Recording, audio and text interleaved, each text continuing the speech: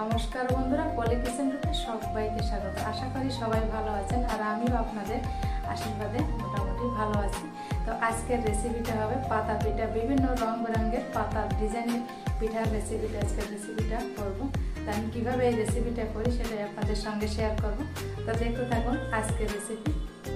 তো বন্ধুরা, পাতা পিঠা করার জন্য এখানে আমি কালার করব, তার জন্য আমি নিয়েছি বিটটাকে আমি ধুয়ে আর খোসাটা ছাড়িয়ে নিয়েছিলাম। এবার একটু গ্রেট করে নিলাম। এই দেখুন গ্রেট করা হয়েছে। আর এখানে নিয়ে নিলাম পালং শাকটাকে আমি পরিষ্কার করে ধুয়ে এই যে হাত দিয়ে একটু ছিঁড়ে দিলাম।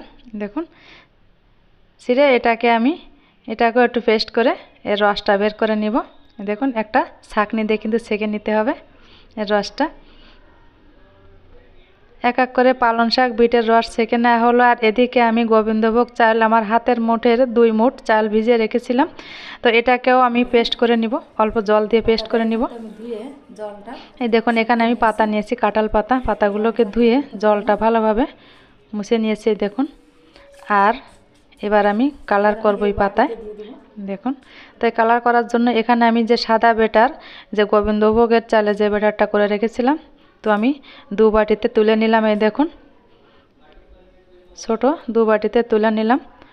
আর এখান থেকে একটু বিটের কালার আমি এই বাটিটায় দিয়ে দিলাম। দেখুন কত সুন্দর একটা কালার এসে গেল। তো এখানে বিটটা আমি সরিয়ে নেব। আর এখান থেকে যে পালং শাকের যে কালারটা নিয়েছিলাম সেটাও আমি দিয়ে দিলাম অন্য বাটিতে। তো আমার 2টো কালার আমার অলরেডি কিন্তু করে নেওয়াই হলো। আর ওদিকে আমি বাটিতে দিয়েছিলাম ইয়েলো ফুড কালার। তো 3টে কালার হলো। আর এই যে সাদা চালের যে কালারটা, তা মোট 4টে কালার হবে। তো প্রথমে আমি পাতার অরিজিনাল যে রঙটা হয় বন্ধুরা, সেই রঙটাই আমি দিব। দেখুন সেই পাতার কালারটা আমি এই কাঁঠাল পাতার উল্টো দিকে দিতে হবে, কিন্তু সোজা দিকে না। দেখুন উল্টো দিকে আমি এটা দিয়ে দিব। এবার আমি হলুদ কালারটা করব। প্রথমে আমি পাতায় উঠিয়ে নেব এগুলো। পাতাটা কিন্তু অবশ্যই ধুয়ে জলটা মুছে নিতে হবে, কিন্তু জলটা না শুকালে ভালো হবে না কিন্তু রেসিপি। এবার আমি বিটের যে কালারটা ওটাও দিয়ে দিলাম। এক এক করে আমি প্রত্যেকটা কালারই আমি দিয়ে দেব। তো প্রথমে আমি 4 রকমের 4টা কালার করে দেখালাম। এই দেখুন একটা থালায় নিয়ে নিলাম। তো থালায় নিয়ে নেওয়া হলো। এবার আমি পাতাগুলোকে কিভাবে পাতা পিঠা করব সেটা দেখাবো। তো একটা পাত্রে আমি জল গরম করে নিব। আর এই যে জালিটা নিয়েছি, এই জালির উপর আমি পাতাগুলোকে এক এক করে সাজিয়ে নিব। এখানে আমি 4টা পাতাই নিয়েছি, আর বেশ পাতা ধরবেও না, দেবও না। এই দেখুন এই পাত্রে আমি জলটা গরম করে নিয়েছিলাম। তো এবার এই পাত্রের উপরে আমি এই জালিটা বসিয়ে দেবো। এটা কিন্তু রাইস কুকারের জালি, যাদের রাইস কুকার আছে তারা অবশ্যই জানবেন। এবার আমি একটু ঢাকা দিয়ে দিব। ঢাকা দিয়ে এটাকে 5 থেকে 6 মিনিটের মতন আমি একটু জ্বালিয়ে নিয়েছি। এই দেখুন ঢাকনাটাও তুলে নিলাম। এবার এটাকে ঠান্ডা করে পাতাটা কিন্তু ছাড়াতে হবে, অবশ্যই বন্ধুরা ঠান্ডা করতে হবে। এই দেখুন কিভাবে ছাড়াতে একটা আমি দেখিয়ে দিচ্ছি। পাতার বোটার কাছে যে অংশটা, ওইখান থেকে অল্প করে আস্তে প্রথমে টেনে ছাড়িয়ে নিতে হবে।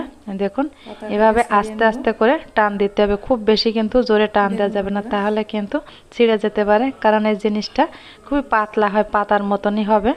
দেখুন খুবই সাবধানে ছাড়াতে হবে, এখানে একটু সময় নিয়ে ছাড়াতে হবে, খুব তাড়াহুড়ো করা যাবে না কিন্তু বন্ধুরা, তাহলে কিন্তু ছিঁড়ে যেতে পারে।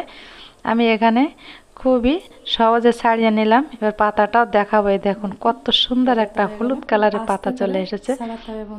এবার দেখাবো আমি সাদা কালারের পাতা। দেখুন কত সুন্দর যে সাদা চালের ব্যাটারটা দিয়েছিলাম, এতে কোনো কালার মিশাইনি আমি, কত সুন্দর বেরিয়ে আসছে।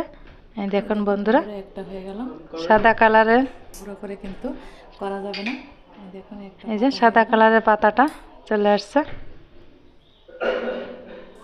খুব বেশি সময় এভাবে আমি ঢাকা দিয়ে দিয়ে এই পাতা পিঠাগুলো এক এক করে করে নিব।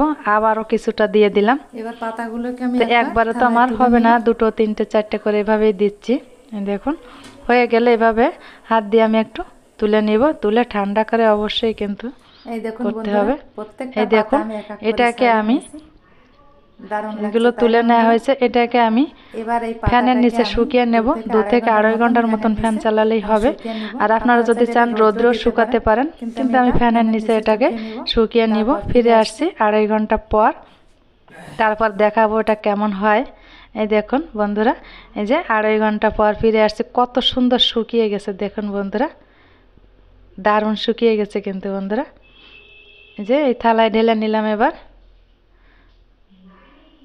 খুব সুন্দর শুকিয়েছে। এবার আমি এটাকে দেখুন বন্ধুরা, এবার আমি এটাকে তেলে ভেজে নিব। তার জন্য আমি কড়াইটা দিয়ে দিয়েছি, আর কড়াইটাকে আমি গরম করে আমি এটাকে সাদা তেলে ভেজে নিব। তো কড়াইয়ে এবার আমি সাদা তেলটা দিয়ে দিব।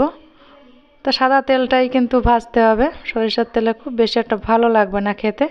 যে কোনো ভাজ আমরা সাধারণত সাদা তেলেই করি। সাদা তেল দিয়ে দিলাম।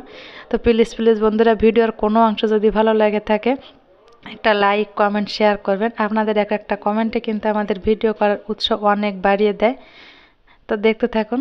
এবার তেলটা আমি গরম করে নিয়েছি। এবার দেখুন, তো আমি কিন্তু তেলটা কেমন গরম করলাম একটা দিয়ে আমি একটু চেক করে নিলাম যে তেলটা আমার কেমন গরম হলো। এই দেখুন বন্ধুরা, তেলটা কিন্তু আমার ঠিকঠাক গরম হয়নি, এটা জাস্ট আপনাদের একটু দেখিয়ে দিলাম। তো তেলটা দেখুন যখন গরম হয়ে যায় তখন দেখুন তেলটা কত সুন্দর পাতাগুলো ফুলে ওঠে দেখুন বন্ধুরা। তো একটা সাদা কালারের পাতা দিয়ে দিলাম। এবার আমি অন্য যে কালার করেছিলাম, এই যে এখান থেকে অন্য আর একটা কালারের পাতা দিয়ে আমি ভেজে নিব। দেখুন একটা কালার ভেজে আমি আপনাদের দেখাবো কোনটা কেমন হয়। দেখুন এই যে লাল কালারেরটা দিয়ে দিলাম, হলুদ দিলাম, এবার সাদা কালারেরটা দিলাম।